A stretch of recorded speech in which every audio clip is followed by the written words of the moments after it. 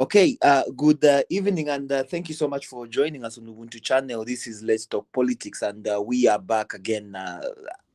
As always, and first and foremost, we want to issue an apology for not being with you last week. This was due to circumstances beyond our control. Nonetheless, we are here this evening to digest some trending stories in the news this week, and obviously things that have to do with politics right within the borders of the Republic of Zambia. My name is Lawrence, hosting you for the next 1 hour or so, and I am hosting Bom Kelabai as always on this platform. Bom Kelabai, good evening, and thank you so much for being with us this evening.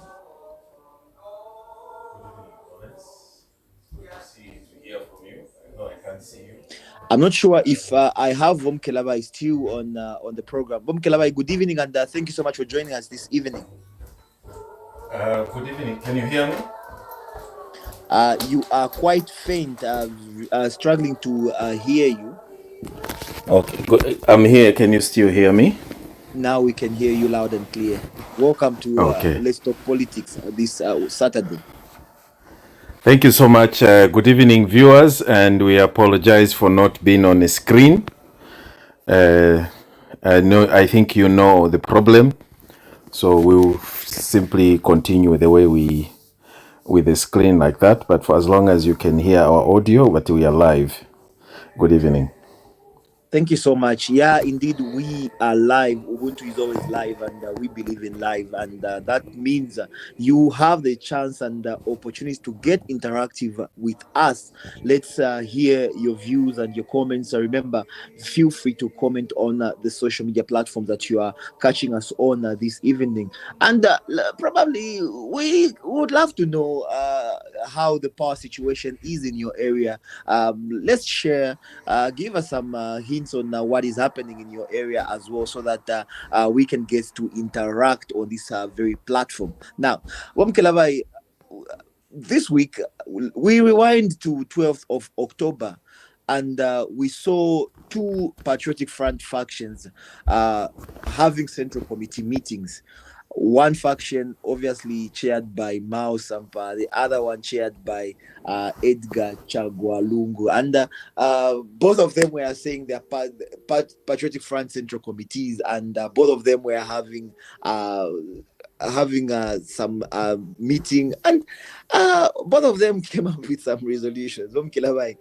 Sim 1, Sim 2 issue are still giving us the vibes as always. Thank you so much, Rollins. You know, there is a problem, man, with the Patriotic Front, and they keep on incubating their problem. They don't want to face reality, and they don't want to sit down on and discuss about this issue together, because there are some people who still feel they are in control, and there are some who feel they took over and now they are the ones in charge. There is total confusion, and this was created by the previous people that made the party to lose, and now the party wants to reborn, to bring back, to come back to life. But those people that made them to lose the election and lose power, they are the ones that still want to run the show despite their shortcomings. And that's why you have this situation. They are struggling for power. Mao Sampa did what he did, and legitimately that is the party he represented, and he went Are you still ahead. with us? Yes, I'm here. Can you hear me? Yeah, now we can hear. Yes. So, yes, I am saying that the confusion in PF will never end. It will continue be there for as long as they are not accepting the fact that Mao Sampa is the PF president, and accept the fact that Lungu retired, and when he came back he had no position, so they have to go through the normal elections because there was a vacuum when Lungu retired. So he cannot claim to be president just to get the entitled to be entitled as a president just because he's a former. No, Bolungu retired, and when he came back, so you don't have to start from the head when you are back. You have to find the people that are already there, and then you move on with them from the scratch. He's supposed to earn his presidential candidature, and he hasn't even paid the 200,000 kwacha. So Mr. Lungu does not even qualify to be in a president of his own political party, the PF, the former political party of his, or he cannot qualify. He does not qualify. He's not eligible at the moment. Cannot be called a president. He can only be called a former president because he had relinquished his title the moment he tendered in a resignation. Now, their argument is that the committee, the so-called MCCs, they refused to accept his resignation. But you cannot refuse when someone has decided to terminate a contract.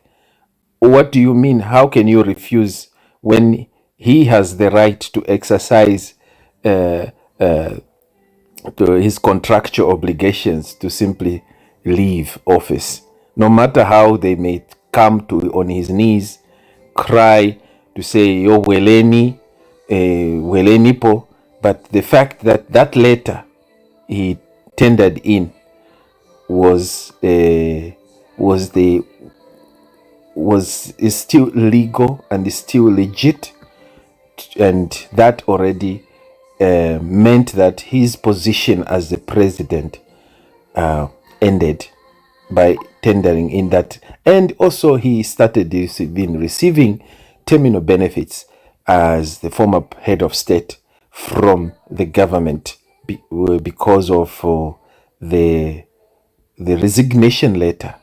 So there's no way he can go back to claim that he is entitled to be a party president or to be whatever he is trying to do. But he can't. Mao Sampa is legitimately the president of the party right now as we speak.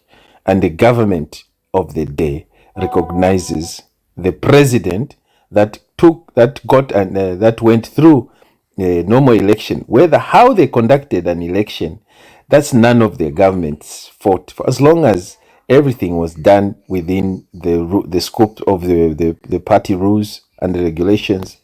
So Mao Sampa is currently the PF president, and Mr. Lungu, together with his team, they're just wasting their time, because that's why they can't even sit down with Mao Sampa to discuss around the table and talk about these challenges, the confusion that is there, because they're the ones actually dividing.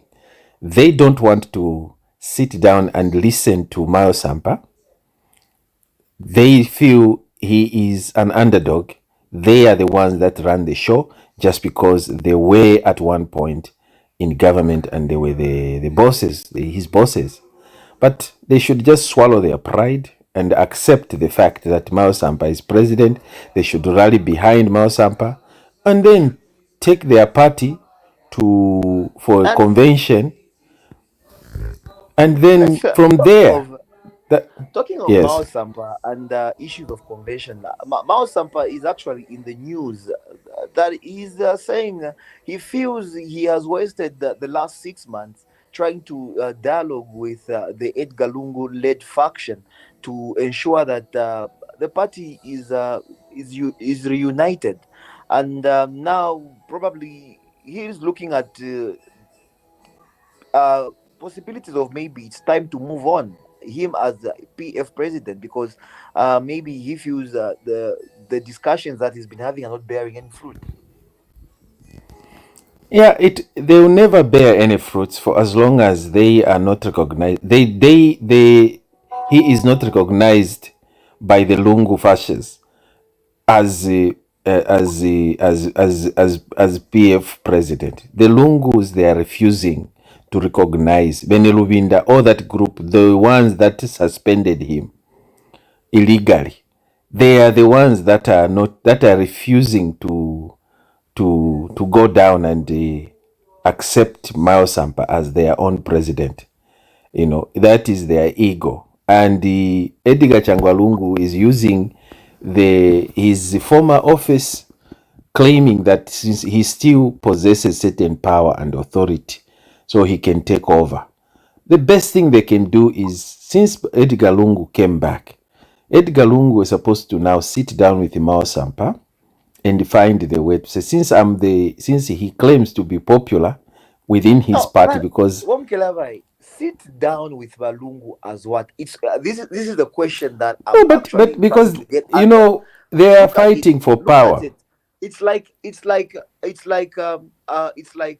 in 2021 when we had the elections and the incumbent beat the former president, that is Bo Edgar Lungu, and then you want to you have taken over the reins, and then Womao Sampa is now saying that he feels he has wasted 6 months trying to negotiate.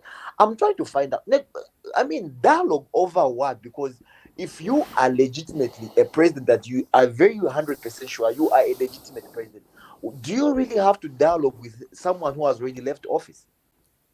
In a sense, I think is right when he's talking about trying to dialogue. He's trying to bring the party together, because you are using the same name as PF, but meanwhile it has two sections, or it has been divided. There are certain people that are loyal to Mao Sampa and certain people who are still holding on to Edgar Changwalungu as their, since he was once the president. They feel Edgar Changwalungu is the right person. Because of those two different challenges these guys have, Mao Sampa thought it is imperative to bring those people who are also claiming to be presidents or to be in authority, bring them together, negotiate this, let them talk about this and find a way forward, the solution for their party. Unfortunately, they can't. The other guys, the Lungu group, they are not willing to sit down to a person who once was their junior, who was kissing their boots, and they still feel he is an outsider, or they want to kick him out. Unfortunately, he was installed by the people. How many people elected for him? He held a convention. So if they want to challenge that, like we said, let them go. Like if they have gone to court, let them continue and hear what the court is going to say about the dispute of the challenge of Sampa's presidential election within the party. They can take that to court and challenge that. But instead, they want to challenge it pakanwa, without anybody, any authority. So that is why Nankwe Mayo Sampa asumine he was not going to agree to say awe teine nineo president tete achitefyo pakanwafi. So he needs also the court to come in and interpret if at all he violated the party constitution. Has he violated the party constitution?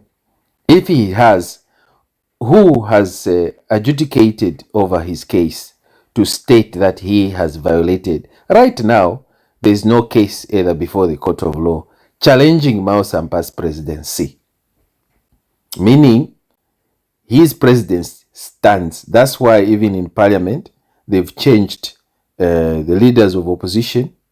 That's why in parliament, the 9 MPs that Mao Sampa suspended,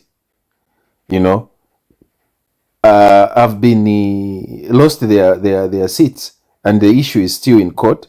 But we were yet to hear how I don't know if it has already been decided. Are they back? or they're still holding on to the case. The case is still in court, challenging Um, the declaration of their seat vacant. looks like that they are going to court from what we are hearing. So you see, Mao Sampa expelled those 9, and upon him expelling them, that expulsion got it. If it was illegal, okay, if it did not stand, or it didn't stick, why did the 9 PF MP decided to? Why did they decide to take the matter to court to challenge what Mao Sampa pronounced? When you make those pronouncements, meaning you have the authority, unless your authority is challenged. And how you do that, of course, you take it before the judges, and the judges will help to say, apa, if you claim you're the president, your presidency, I think Mm-hmm. it was not valid. Your presidency, being your party president, is null and void. Any decision that you made during that, therefore, does not stand. So, but right now, that was not challenged. He's still the president, and they took the matter to court to challenge, I don't know, challenging or disputing that he doesn't have the right, the power to suspend or to expel them, which he did. In one breath, they are saying they don't recognize him. He's not a president, but he is busy terminating their contracts, and he has taken over the leadership of the PF. He writes letters. He's the president. He's the one who is signatory. Even when he goes to the bank, I believe he's the one who signs checks or putting money in Okuchita withdraw under the party name through with his whatever committee. So he stands a very good chance than even Edgar Changwalungu, to be honest with you, because varia Okay. ama positions yabo kale yapwa, by virtue of them not going for convention, their candidatures, whatever their offices, their stay in offices, holding on to the so-called MCC. You look at the number of years. When can you be an MCC? When can you be a member of what and what? Read their constitution for guidance. Then you see, to say those guys, they are probably their offices were expired maybe 2 years ago, or last year. Therefore, they're no longer holding on those positions, because there's and there's new management in town that went for election and elected new members, new committee members. So Mao Sampa, even though it seems it's a sham, or he wasn't serious, well, it's sticking. That issue, him is sticking. Lungu that cannot stick. Lungu is using the population, his population popularity, because he was a former president, to claim that he is the president. He's not, legally speaking. Okay. So now that the Patriotic Front, I don't know. It's very difficult to even talk about these guys. Now that Mao Sampa, Patriotic Front faction president, feels like or has come to a realization that probably dialogue is a waste of time. So what next? What should we expect next? He does not. Mao Sampa does not even trust these guys anymore, because these are the people that actually treated him so differently, badly, And this time around, he went ahead, and he was in. He went ahead. He alia ali batangirira, He is ahead of He went ahead of them, because they wanted to dribble him, and he is now cornered them. Now they're having this challenge, and they see the party really is the divide. There's proper division in the PF. There's a division in a sense that Ababambi, they are still holding on to the same old narrative that made them lose power. But the other guys, they are saying, look, you look at the members of parliament, listen to the members of parliament of PF, okay, those who won under PF, listen to their statements because they won. You know, they have they have the majority people, they have the people that are supporting them, you know, and they're in power. Okay, even though they're in opposition, but they're in parliament. But listen to their statements or their posture today, how they are busy supporting the government of the day when it comes to issues, developmental issues. They are working tirelessly because they see the dividends. But that does not mean they cannot give checks and balances to the government. They have the right.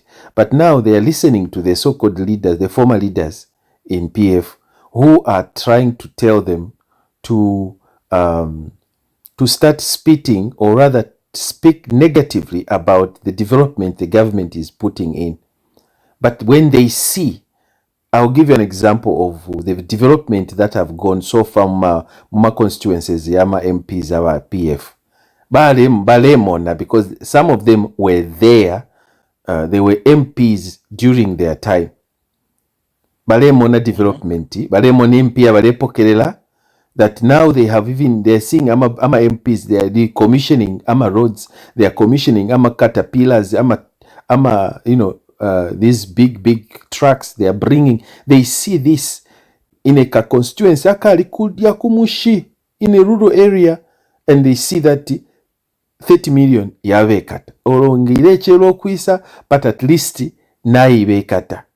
And then you see the utuma projects to abo, they are busy unfolding them and fixing small problems that have been there for years, and they are able to see bridges panga. There's so much development, school, hospitals, ambulances, so they see that no, there's something here.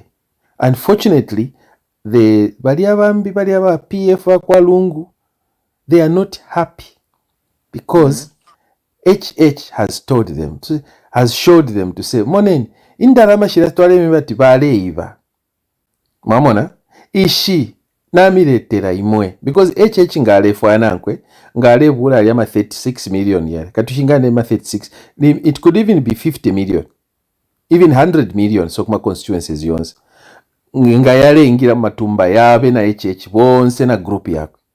But what did HH decide to do? He said no, indalama teshiye swishi shabantu leke ntutwalire abantu bena bayonawile bapeni pia bena bayon, because next time HH is going to simply stand out and say, I gave you money, but you yourselves, you the people, failed to utilize that money properly. Ngakuiva mwali ibira one of these days we should look at the CDF on its own, just as a topic, and we have a 1 hour discussion on CDF on its own, because there is a lot of guidelines that actually has to be followed, and not easy for communities to actually even decide on programs that they want to initiate with the same CDF. To some extent, the money is sent to the constituents, but the central government, through the Ministry of Local Government, decides what the constituencies should do with the money. I don't think that's true. They don't decide. You know, they just guidelines what you should do with yes. the money. No, yeah, but there are guidelines, yes. But those guidelines came as a result of they conducted a survey or ama research yabo basanga kutirati ama prevalent issues coming out as a result of, you know, and you have to remember that this issue in Dalamaish, this is a new phenomenon to the Zambian people because they are not used ama constituencies they are not used to receive such colossal sum of money, you know. They've never seen that colossal sum. Some, I heard even some of the PF members that were there before, they were even saying, why should you give 30 million to the constituents, when they were failing to account for the 1.6 million? They can't, meaning they you are doubting the people that are in the constituencies. So I believe that the local government, they are just a tool to deliver these constituency development funds, because they are working through the local authorities, local councils. That is where those constituencies are based. So the nearest ministry that the money should go to is the Ministry of Local Government and Development. So they are using that as a vehicle to deliver indalama eshibabapere balepera ma constituencies. And yes, because of the local authorities barishiba ama prevalent cases arechitika mu local ma communities yabo. So they are coming out to say, no, we can tell that now these are their communities. Ama local authority. That's why marikwata ama mayors, marikwata ama nani, ama councillors. These are the people that are speaking for the public. Because you can't just go and take the money and put it there and then you say, and then you start giving the delegations, no, decide. No, they ask who are representing the constituencies, who are the representatives of these constituencies, ma councillors are. Councillors na ward whatever, balechita gather information, ebaleisa kuli beno kubeba, no, mu community, mu district yabo kulefwa kwa, these are the challenges. And who is in charge of those? Where in which ministry do they fall under? They fall under Ministry of Local Government and Housing. So the local government, that's why it was picked to be the vehicle to bring development to this CDF to the people. If anything, this money was meant for the councils, my city council kabiye in ma developed countries marasanga kutirati the local authorities, the community, the council, they are well equipped, they are well funded, they are the ones that are putting development everywhere. The central government is just funding big projects such as these international roads, like then tutuma roads tumbi tutuma ba local authority, because now they have money and they have the capacity, because they are the ones that know what their people want on the ground. So iyo issue ya CDF, I know it's a new phenomena, and it is we are also learning as people in the community, and also the government is also learning as we are moving. They see the challenges and the difficulties, the red tapes. They are busy unfolding and fixing and changing the rules. But when they change those rules, it doesn't mean that they are now controlling our way. They are trying to find a workable situation that will benefit each and every local authority, or rather the constituencies, that people should do. Because if you just leave it like that without any small rules here, monies will be abused, because everyone wants money. People will be pocketing. Okay, right. Let's also look at the nature of politics in Zambia. Are we still in the baby stages of politics, where we go for character assassinations and the like, as we see all this during this week, where presidential advisor Chipo Manawasa was vehemently attacked by several blogs and several individuals making allegations against her. And also, how encouraging is it when you see people like Bowman Lusambo coming to the aid to say, we, as someone who hails from Lambaland, I will not condone a tribesman in Chipo Manawasa being treated like that. does that also offer some positive vibes to the dirty politics that seem to have been played? I'm glad you identified it as dirty. Who wants dirty politics? It's petty, and pettiness, that's what we want to thrive on, creating a false narrative, spreading rumors that are not, have no facts whatsoever, spreading lies, in hoping to win, people so that they can either vote for them. That time has gone. That time is gone, because today we have technology on our fingertips. You can't allow politicians to lie. They can tell you some things, yes, but the things that they are telling you and reporting on, you can simply see it through. What is their intention?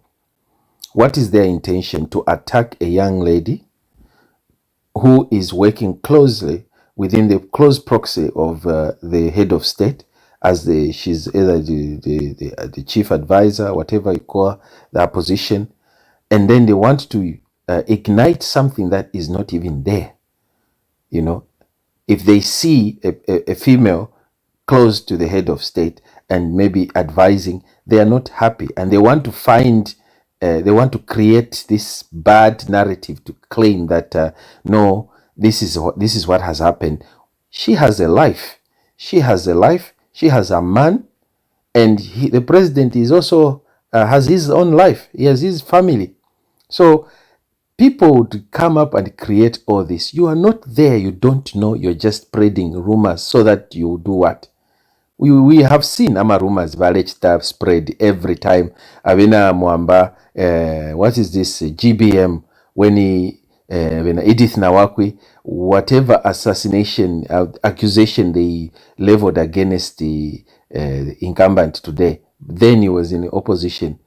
They lied about him being having stolen money from the privatization. They lied about him coercing people, stealing houses. When the facts are put now on the ground, and then you see how they divert their attention. They go and start creating other stories. They even reached the point of going to the village to go and collect a few family members to coerce them to say things that are not correct. We saw that. Where did it end them? They ended losing the election. You saw what happened.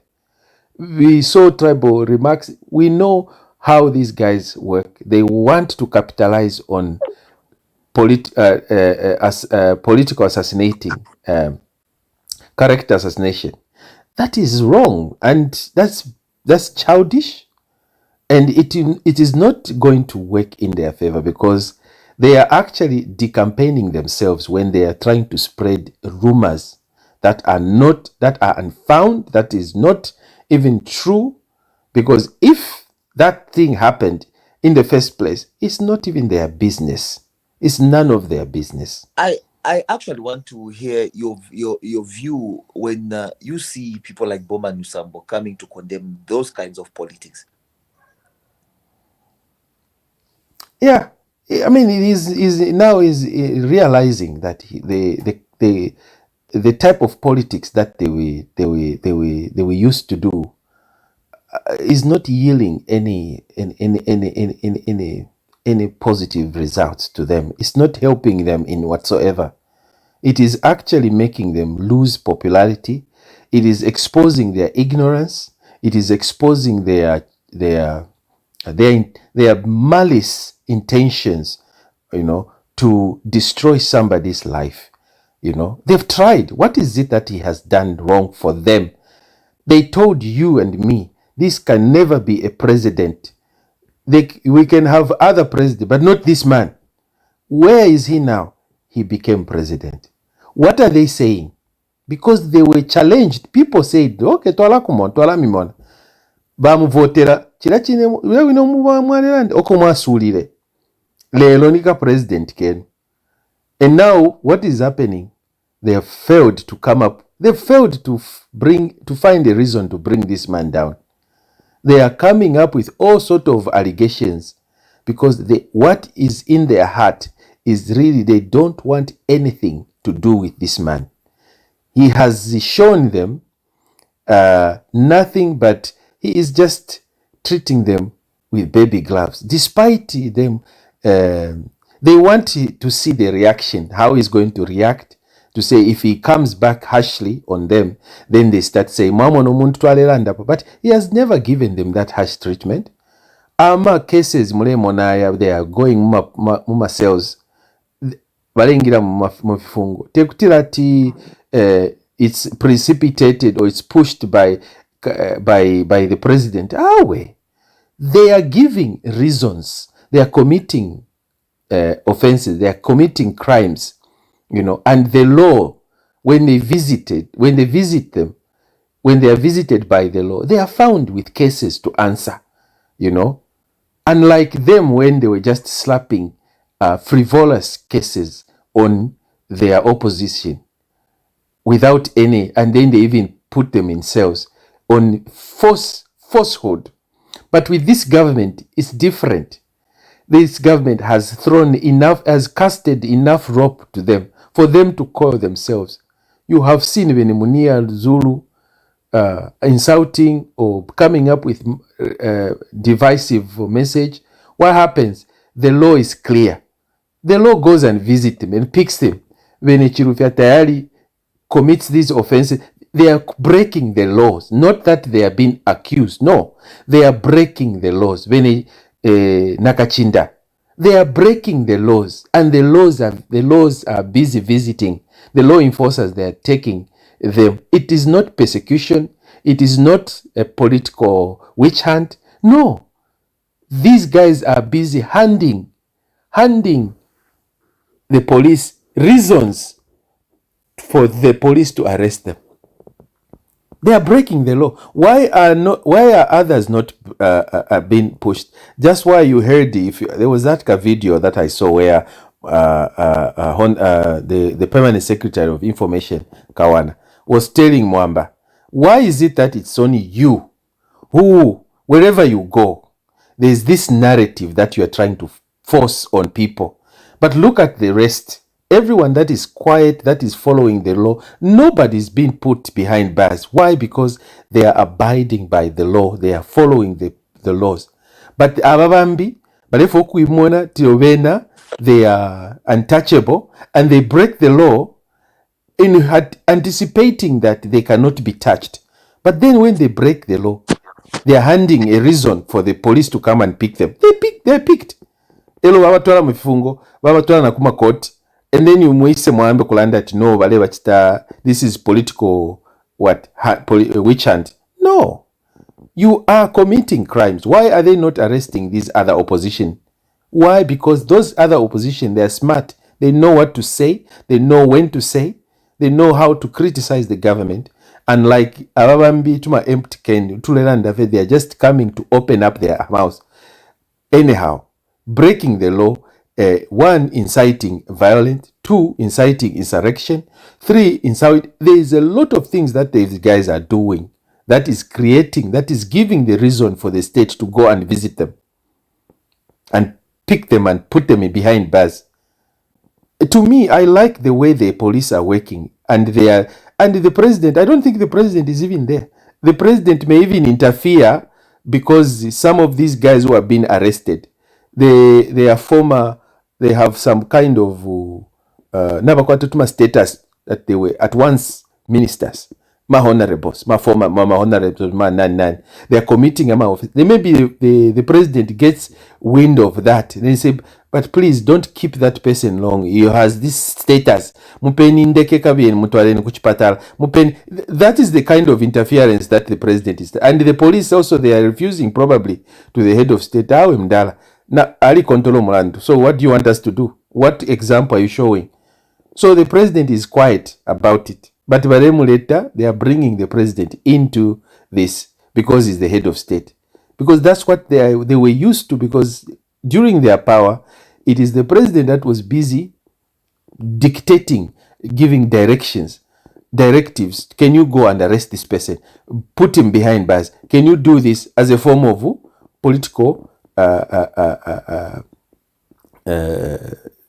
whatever punishment? So the courts, the police, the law enforcement agents, they are doing their job.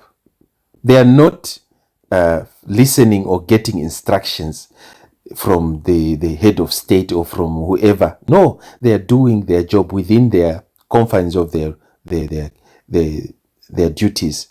This judiciary, they are acting, they are doing cases, they are handling cases independently without any interferences. But what do you hear? When the judgments or the decisions are made by the judiciary and they are not favoring the opposition, listen to the accusation. What do you hear from them? What is it that they are used to? They want to listen. They want to hear news that is favoring them. They want to dictate what to hear, what to get, and they don't like negative responses. If the court says, sorry, you committed a crime here, you hear they'll start accusing the court. No, they are being paid. This is the work of there's a work of the government in this. The president is involved. When it is not even there, you heard even the Constitutional Court by issue where the Constitutional Court warned to say, do not even bring this issue of no, there's interferences, there's what and what. That is totally BS, because them are judges now, they are now getting upset because they are busy being showered with a lot of accusations when they are not. All they are trying to do is to do their job, act independent. There are some cases where the government has lost. Cases have been dismissed. Have you ever heard of the government saying, no, these judges or the magistrate was employed by PF, that's why he's coming up with way. They appeal. There are procedures. When you're not happy with the decision, you appeal. So, but the narrative these guys are putting across the country is to assassinate, character assassinating institutions, so that people should lose now trust and confidence in these institutions. You start pointing at them and saying they are corrupt or they are favoring the current, maybe which is bad. Just to interrupt you for a second. This week we let me not even say this week. Just yesterday we were commemorating the National Day of Prayer and Fasting, and one thing that stands out is the divisions that we kind of see, especially among politicians and the like. And the president over the years, the incumbent over the years, has always come against this particular day. And for the first time, he has attended the National Day or the National Day of Prayer and Fasting. How significant is that step that the president this time around has taken precedence and shown led the country in prayer and fasting? You see, it is when you declare a day as a head of state, as a public holiday, that sticks. It sticks. So it has to take the president as well to degazette, to remove this holiday, But at the moment, it has not been removed. Even when it was declared and officially cited by the former president, even though we know the manner in which he used, why he came up and declared this day of national prayers and reconciliation, we know what made him to do that. But that does not mean this current president now should negate or should avoid. He can do that if he want. He cannot attend, but it's a national day of prayer. It was declared.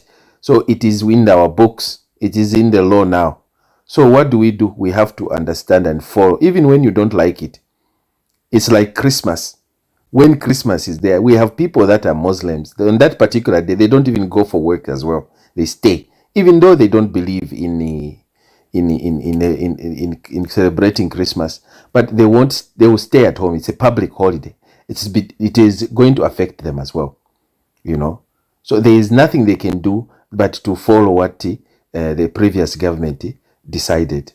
So if you want to change the laws and you change dates of public holidays, you take it to the parliament, and or you can make a directive as a president, because you know when the head of state makes these directives. Maybe let me clarify what I'm trying to hear from you. We have But seen the president shun this particular day. From the time he was inaugurated, he has, in fact, from the time he was in opposition, he has always spoken against this particular day. And yesterday marked the first time we had the president in the country and officiating at this at the commemoration of this particular day, and he did it in the Copper Belt. How significant was that step? It's maturity. It's maturity. You know, it takes the smart and a very understanding person to do that, even when it is not favoring you. You don't believe in it. You know, he called this day of national prayer a joke. You know, because it was the people that pushed this narrative was that group of the Lungu Christian, the Christian for Lungu. Tuliotuma pastor to surround the Kateka by then Lungu. Those are the chaps that came up with this, you know. But we can turn this whatever their intentions that were by that time, we can turn it into something that is going to be positive. But it was already declared. The head of state at that time, declared this day a public holiday, like the way the Chiruba declared the nation Christian nation when we have other religion in our country. So what do? You know, we follow. It's a directive. Even the current president, he has to follow. So, and it took him some time. Probably he was advised by people to say, look, no matter whether you like it or not, this is a public holiday. Unless using your own power, you simply repeal this, remove it. You know, but the question is, if you remove it and you've been saying bad things about it, what message will it send to the people out there? As you know, Zambia and the Christians and anything to do with Christianity in Zambia, so the president played smart. You know, he simply buried his whatever and went officiated this, meaning he accepted what is happening, and he has moved beyond that pettiness. I'm a politician. Anything that Lungu has done is bad. Anything that Hakainde says is bad. He is trying to change the narrative right now. You know, that's why you hear him sometimes saying, we as a government have done this, even when he himself did not particularly officiate that particular project. It was done by the previous government regime. But because by virtue of him being in the government, he speaks for the government. So that's how he can say we. He cannot now start, cutting, no, this was the work of this person. It's the government. The government, Nama dates here, for example, it's the government that incurred those debts. And it's the government that went to negotiate for debt restructuring. The very government, even though the Lungus destroyed whatever they did that using the government, you know. So it's the government that is working, and the government will follow whatever is in the public in the law as law and enforce it. So the president was right to go and attend. That means he's grown over the issue of attacking what Lungu, even his intentions for creating this day. But Lungu balitemwene sana ma holidays. He declared if that man was given another chance to be a president, I promise you, kwesasanga the whole month of December, mule chirisha fyo Mzambia, your holiday. Because he loves fun. That's why you could see that even the way he used to, he was spending like he had this flamboyant type of life. I know it because I'm a chushi. Sometimes they can make you, do things crazy. You see, he bought his luxury jet. He was traveling to go, but first lady went to go and get ka fire tender, ka fire engine. That car used, but used the money that they used to go and get that ka fire was more than I don't even know where that fire engine is now. Baleya kuma China, baleya kuisa. You see the entourage, they will get the whole plane full of ministers just to go and sign a memorandum of understanding between China. All the MPs or whatever ministers buy group 20 people, 40 people, and you have to pay for them.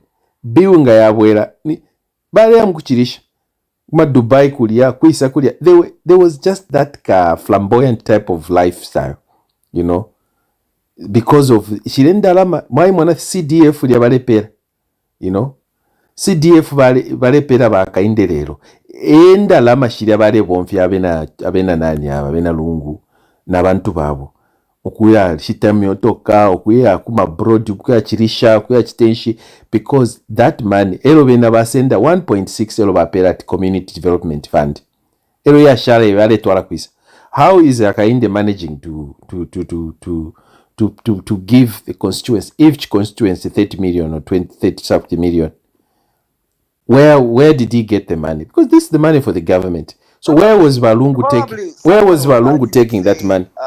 Someone would argue to say subsidies for fuel, subsidies from maize and the like, which were removed. Emo bale ivila muliamwine more subsidies muliamwine.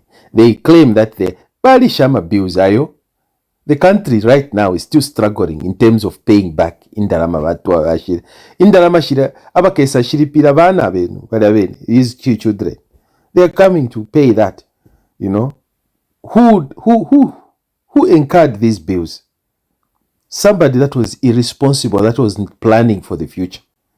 They wanted beno kuliafye no kuiva. Baliva. That's why today they are losing. Monene amayanda bali kulira manani. Nindalama sha CDF shira shine share for ekokupela ama constituencies. Endalama bale bonfya bale shitira ama present abakashi ama abana bale bapera. Bana, they are now rich, very rich. Present from papa, from their daddy. Wane bakasaka kandrama.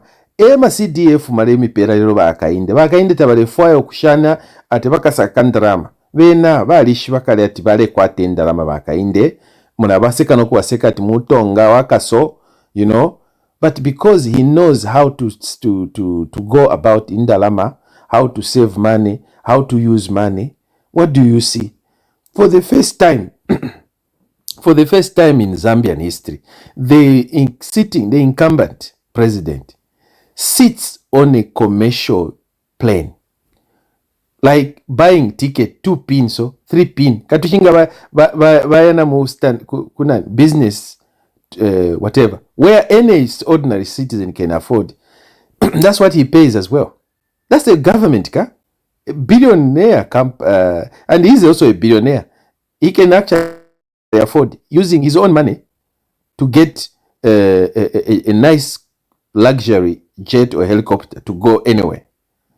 But this is the president that jumps in a commercial, this Qatar Airways or whatever. Akwela na abantu bakwe with this na wale lipira. Qatar Airways wapela na bill. Balipira. That bill just for so I'm sorry to cut you short, but let's jump on to the next due to time and the like. But we have more time because we didn't run the program last week. Yeah, we didn't run the program last week, but Yes, we just are go looking ahead. at batteries and the like, which are also not helping us as things On a stand. charger. But Kelavai, we I want us to conclude on a sad note where we saw Honorable Chimbakambwili lose his two brothers in a very fatal road accident as he was going to attend to his cases in Kasama. The vehicle that he was driving in lost control, and two brothers to Honorable Chimbakambwili died on the spot, while him and his lawyer are said to have been critical and are still in hospital as we speak. Mm. Kelabai, politics aside, maybe uh, let's look at the grievance that probably he's in right now, losing two brothers, in one go, at a go. How devastating is that? It is. It's not easy to lose a family member, especially your close family members, and that way merely trying to give him moral support. The reason why those two brothers decided to join him for his cases in Kasama is they wanted to give him the moral support, over his case, and it's a sad development. Nobody wish to see the killing of death of your brothers. I just lost my sister a month ago, and I'm still mourning. I'm still even devastated. It's not easy to lose a family member, that especially death that are coming as a sudden, death. It's really a sad development, very sad, and nobody should start politicizing this, because I could hear Abantu now they are trying to come up to my accusation. The reason why he was going to Kasama is because UPND valiachita report kuisoko. The case was no. You can't do that. You can't say those things. Who was driving? Was it a UPND person who was driving the car? So you people, they need to know. They need to understand that ngakwachitike chintu, an accident has happened. For an accident to have happened, there must be something that went wrong. And what is that? We can speculate. We don't know the traffic report. The The traffic police will come report up. says that the car seems to have been. The preliminary report says that it was due to excessive speed by the Yes, vehicle, and exactly. I that is I what led to I the accident. I believe the report, the preliminary report, because you can tell from the wreckage that aba tabalensha motoka to drive in a normal way. They were overspeeding. And when you overspeed with these roads that we have in Zambia, these roads, they are not okay for the speed that we try to put out there, especially nga walichita moto kama 4x4 mulechitaya. Those vehicles, yes, they can run, but our roads also, they are not okay. They are not okay. Those AMA 4x4s, they are used for these terrains that are heavy, masandi, mwachani. That's why they look that fancy, shan. But when you put it on a speed, ulefa kupisha speedometer, these are consequences. These are human errors that is causing all this. We are committing these errors. Imagine if he was driving 80 kilometers per hour. If the evidence, or rather reports, are there to show that when you are driving 80 kilometers per hour, you will reach even if you have a tire puncture, your vehicle will be able to maneuver a little bit and stop, and you can save lives. But if you drive 120, 130, 160, 180, and then you have these vehicles that either unserviced, just because we trust where these cars came from. we think because it's new in our eyes, then this cannot have any problem. Have you checked the tire pressure? The tire pressure also plays a pivot role. Now, cover, there's that expansion of, and sometimes there's no proper balance in the car. And when you think, yeah, new motor, okay, we can just go. There's no problem. You avoid those two my mistakes to avoid. These are the ones that are costing our lives. This could have been prevented. This issue accident could have been prevented. Not that it was by deliberately, yeah, but somebody somehow decided not to ignore certain rules. When people say speed kills, it's true, it can happen. So if we take cautious, we drive safely. When we say drive safely, we didn't say you should finish the speedometer because now kwatamotoka yanyu. There are other road users out there. At the same time, these tarmacs, these roads that we are using, they also they also contribute to accidents. You lose control because it's a curve and there are no signs. There are no signage on the roads to warn you that there's a curve in front. Ama drawings, ama signs na yalipwa yalifutika, o balishita balifunya abantu bayapangisha kwa madish, and what happens, you kill people like that. So it's a sad development. It's a sad development that they were involved in such an accident. But we have seen that Chimbakambwiri has been involved in so many accidents recently. But you look at the pattern. What is it that you think is going on? But you look at, is the people that he drives with, that drives him, are they the ones that are busy causing this? Is it because of speed? If it's speed, then it's high time. You say once bitten, twice shy. So you need to even give instructions to the people that are driving you. Say, guys, maintain 80 kilometers per hour. 80. Sometimes 80 or 90, that's it. You can't go beyond. Do you know why in Norway, in Sweden, in other countries, the road accidents, the fatal road accidents are minimal? Because there is a very strict rules.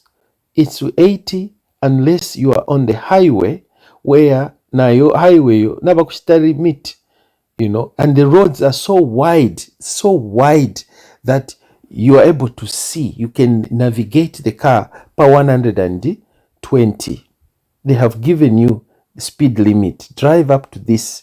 And after that, after a certain period, bakulanga babwesha na speed mwakulanisha emyotoka kuma 80. 80. Ngata olesanga sign ni 80. Ngati muma township, muma places 30, 40, 50. Naba mibikira ama signs. Read the sign. Your best friend when you are on the road is the signpost. Ama road signs. These are your best friend as a driver when you're driving. Listen, pay attention, and follow those rules. As that simple. Ngatakuli All right. ama post, then you'll be in trouble. The authorities, the road traffic, Minister of Transport, these are the people that are in charge of that department. So make a signpost visible. Ubuntu channel really expresses wishes to express their condolences to the Chimbakambwili, to the Honorable Chimbakambwili and the rest of the family for the loss of two members of the family. We know it's not easy, and Ubuntu channel wishes to stand with you and express their support in this trying moment. We also wish Honorable Chimbakambwili and his lawyer a quick recovery and wish to see them soon back in action as usual. Sometimes, let's just face it, Zambian politics are different with Imwili around. We know that Imwili can prove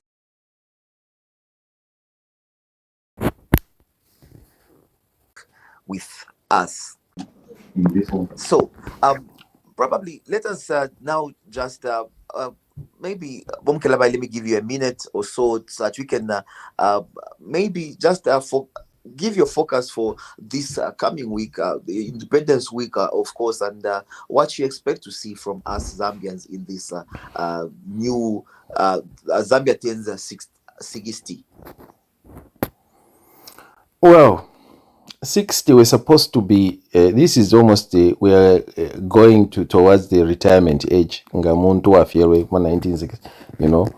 So we are supposed to be 100% independent, emancipating ourselves from all this dependence syndrome.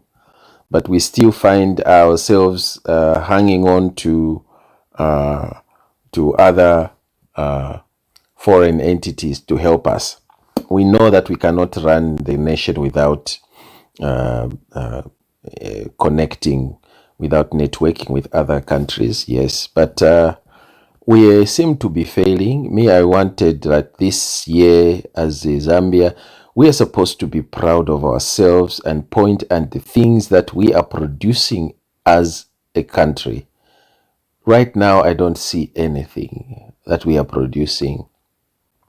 We are not producing nothing much. There's nothing we are doing as a country that will earn us a lot of forex or to revamp our economy. We are depending on people from outside to come and run our own country on our behalf, or bringing their expertise to come and tell us how to grow tomatoes, and how to have cheap to grow maize, and how to, when we are the majority. There has never been a Mzungu in State House apart from Guy Scott.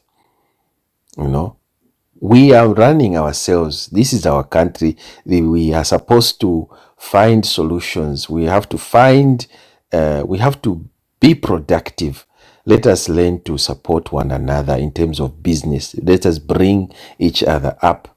Let us unite and be productive, not dancing. Zambians, we dance too much. I know we find peace in dancing. We find happiness, but dancing and busy attacking one another is not going to develop this country of ours.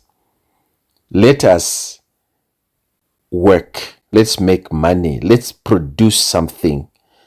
Let's produce something. Let us put something that we can put out there. I used to see those days Tualechta produce ama roses and export those roses abroad, where people were buying ama roses. Where are we? Are we still doing that? Agrifrola, there was that company that I knew. And we used to have ITT Supersonic. Where is it? We used to produce bicycles in Zambia and Luangwa. Is it somewhere in Chipat? Batteries. We used to produce batteries. What happens? What happened to all that? Clothes, our own clothes. But instead, we are busy even insulting one another over things that you buy from abroad. Tata. We used to have buses being made, trucks being produced within Zambia. We are producing copper, but we still go ahead and buy cables from outside countries to bring the cables made out of our very copper that we produce. So why can't we start making things for ourselves and put out there on the market? Avocados we have, when it comes to agriculture, we can grow. We have the best climate in Zambia, the best climate in Zambia. We can export cashew nuts. Western province full of cashew nuts. We can export avocados. Avocados are on demand, especially this time around where people are so much possessed in losing weight or eating healthy. They want to eat avocados plays a very pivotal role in our diet anywhere in the world. Mealie meal. Anywhere in the world, people are buying because they want sorghum, millet. They are brewing beers. There are a lot of things that we can make out of our own Zambia, but we are not producing. All we do is we want to depend on the government to feed us, and we shall forever be being fed. And that's why they are taking advantage also on us. So, my fellow Zambians, I think it's high time we started. Namwewe more diaspora, kabien kuma Zambia. Take the companies, start producing, start making tarmacs in Zambia, owned by Zambian men, not Chinese, not no. Zambian, we should learn to support one another and be productive. Let us produce even toothpicks. We are importing toothpicks when we have trees. Bambi bale banamera kwali amasikando yabene mukula tree. We were failing to produce even desks or nice furnitures in our own. Meanwhile, we are busy exporting our own mukula trees. So I think it's high time Zambia should open up. We are now reached 60 as an independent country. What is it that we can point at that we have done, what we have achieved, apart from borrowing money to come and consume that money and build small infrastructure, then and those infrastructure we are building are not even bringing back any money. They are actually draining our coffers. Nothing is coming. You have built bus stations, nice bus station, Livingston there. That bus station is empty. No one is using it. People would rather go on the road. Why? Because they've made it in such a way that it's expensive for people to trade in that area. So what kind of development are we busy crying for? And what kind of independent are we busy talking about? So that is what is hurting me, and that is what hurts too much, that we have reached 60. We can't point at anything that we are producing.